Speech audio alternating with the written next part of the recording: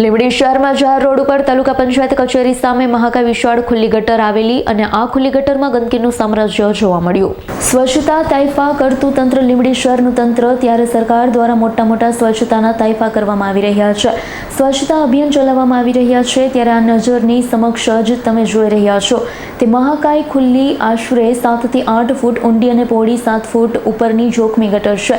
ઘણીવાર ગટરમાં પણ ગૌવંશ પણ ખાબકતું જોવા મળ્યું છે.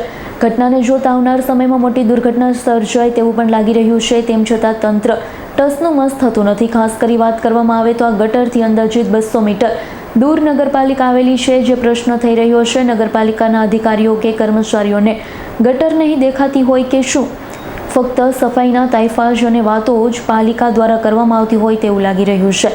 ત્યારે આવા અનેક સવાલો લીંબડી શહેરની ફરતે ફરી રહ્યા છે. કલ્પેશ વાઢેરનો રિપોર્ટ, S9 ન્યૂઝ, સુરેન્દ્રનગર.